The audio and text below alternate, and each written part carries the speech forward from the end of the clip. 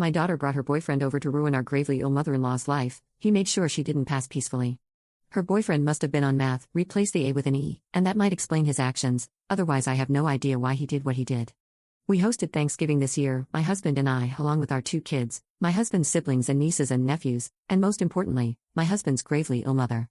We are all at peace, acknowledging that this Thanksgiving and Christmas will probably be our last holidays together. It has been emotional and exhausting, but we really wanted to create a memorable day that everyone could enjoy. Our daughter Mary is visiting from college, and one day before she flew in, she mentioned that her boyfriend, Chris, is actually flying to our city to visit friends over the break. Mary asked if he could join us for Thanksgiving. We have never met Chris before, but to be honest, we didn't have very good impressions about him. As soon as Mary started dating him, we noticed some worrying changes in her. Our son, who is just a couple of years older, confided in us that Mary is getting into the party scene largely because of Chris. We have tried gently expressing our concerns to Mary, but she shuts it down and has started to pull away from us. So, because we didn't want to alienate her, we said Chris could visit, but they'd need to stay in separate rooms. She said that wouldn't matter because he's booked a hotel room, and she'll be staying there with him the entire weekend. Cut to Thanksgiving, and Mary and Chris arrive. He's not the greatest. He makes a couple of rude remarks throughout the visit, and drinks way harder than what is appropriate. My family was in a very earnest mood, if that makes sense, lots of emotion. And he was just dismissive and flippant, casting a shadow on everything. At one point, everyone started telling stories about their favorite holidays at mother-in-law's house when she would go all out for family parties. My husband and I stopped working in the kitchen to join the conversation. When we returned to the kitchen after maybe half an hour, I went to check the turkey in the oven, and it was gone, completely missing. I asked my husband if he had done something with the turkey, and he was just as confused as I was. We looked all over the kitchen and the house but couldn't find it. We went out to the living room and asked everyone if they knew what happened to the turkey, but no one knew what we were talking about. At this point, I realized Chris wasn't around. I pulled Mary to the side and asked where he was because I didn't want to jump to conclusions and make accusations. She said he had to leave to go meet up with friends.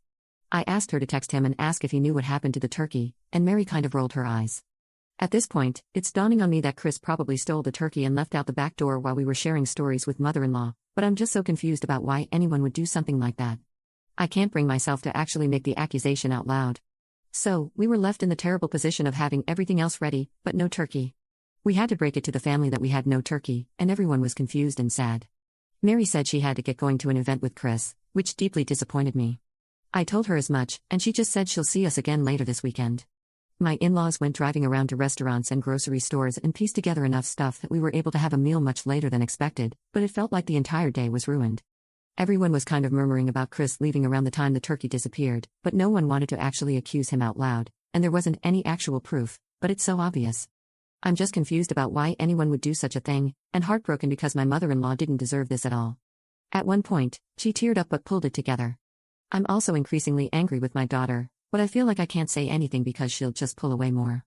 Update 1. I was talking with my son today, and he told me that last night Chris started taunting him over text about the missing turkey.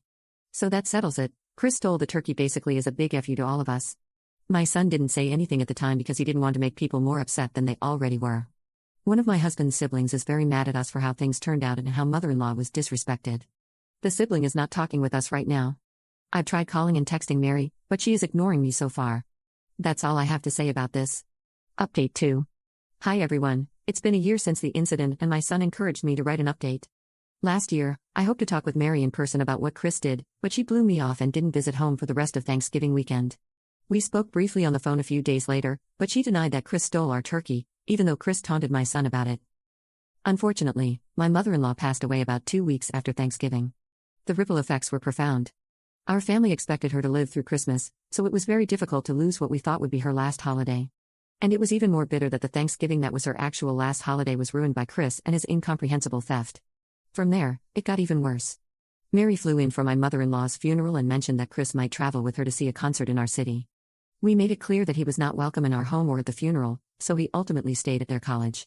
But on the day of the visitation, a serious threat was made against the funeral home, and we all had to evacuate while the police conducted a search.